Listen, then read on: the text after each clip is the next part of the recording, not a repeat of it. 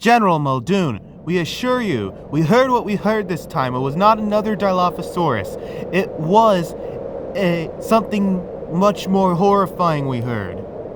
Yes, sir, we heard it. It was horrifying. I swear, if this is another Dilophosaurus, you all are gonna get it tomorrow.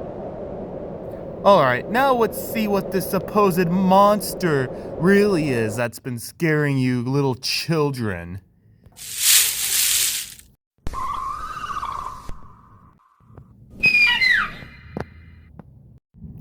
See, I told you it was just a Dilophosaurus. You guys thought it was an Allosaurus. Heck, one of you even thought it was an Indoraptor. That's preposterous. The Indoraptor died 6 years ago in the Lockwood Manor. How could it be alive now? Sir, we have some bad news for you. It's right behind us, isn't it? Yup. Well, shucks.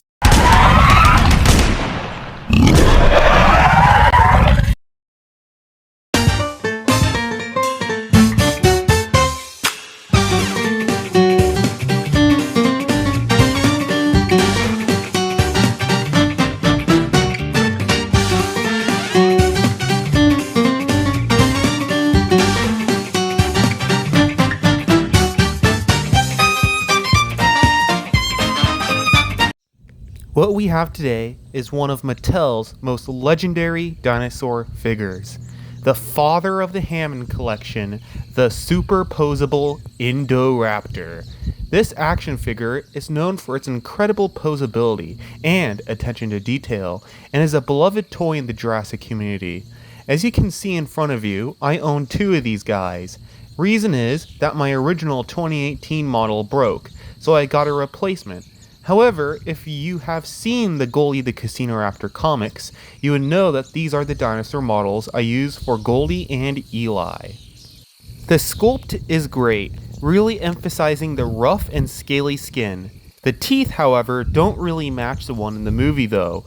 I think this is to make it safer for kids, but let me know what you guys think in the comments below.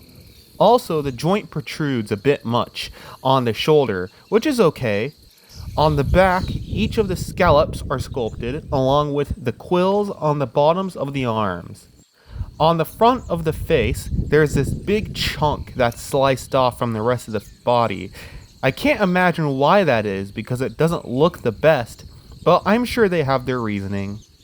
The sickle claw is beautifully sculpted onto the figure as well. Now let's talk about the paint job on this creature. The toy is molded using a solid black, however, it does have a certain gloss layered over it to give it that extra pop. Along the side of the figure, there is a golden stripe with numerous hues of gold mixed together to really give off this rich and high-class feel.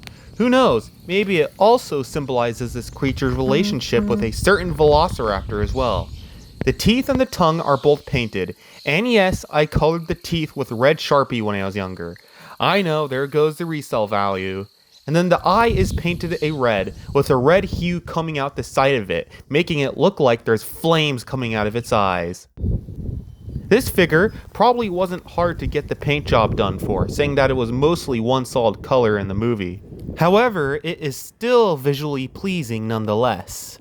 Now let's talk about the namesake of the toy, the articulation. This toy has hundreds of points of articulation, so strap in because this is going to take a while. The top of the head is posable along with the jaw, and the bottom of the neck is also very posable. However, I must warn you to be careful, or else you might end up with something like this due to the head being easy to tear off. The hand can move up and down and in a full 360. The elbow can open and close, and the shoulder can go outwards. At the elbow, you also have full 360 articulation. Along with the arm, you also have full 360 articulation. Down at the legs, you have a nice crunch at the knee. And if you really stress that thing out, you can try and get it to go in a full 360 range of articulation. Down at the ankle, you have a non-existent joint in real life where you can crunch the ankle and move it in a full 360 motion. Then at the tail, you can move it up and down or side to side. Same thing with the end of the tail. Although I must warn you, the hands and end of the tail are very fragile.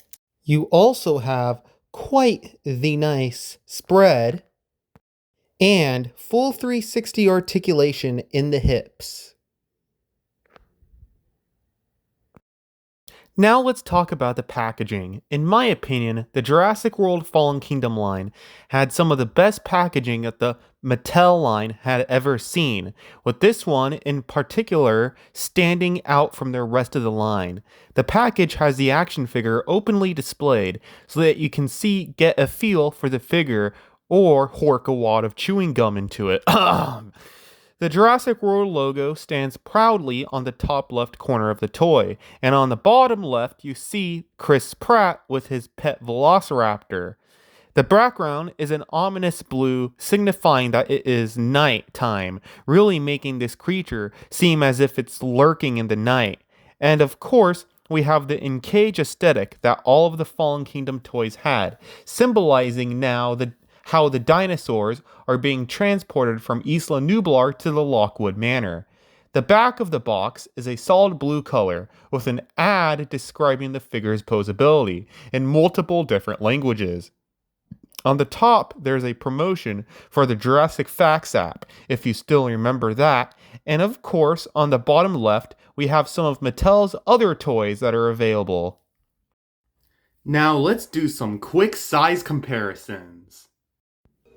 Here is the Indoraptor next to Mattel's 2018 Fallen Kingdom Blue the Velociraptor. Here it is next to Hasbro's 2016-2017 Hybrids line Stegoceratops.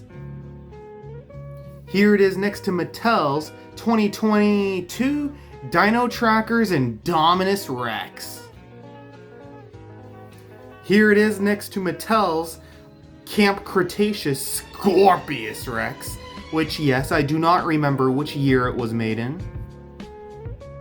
And here it is next to Kenner's 1994 Utah Raptor. The superposable Indoraptor measures at 7 inches tall, and he measures a total of 14 inches long. The Jurassic World Fallen Kingdom Superposable Indoraptor is one of the best toys Mattel has ever made, setting the groundwork for lines like the Amber Collection and the Hammond Collection, and still remaining a favorite in the hearts of collectors to this day. Please like and subscribe so that I can reach 1,000 subscribers before I die of old age, and have a good day!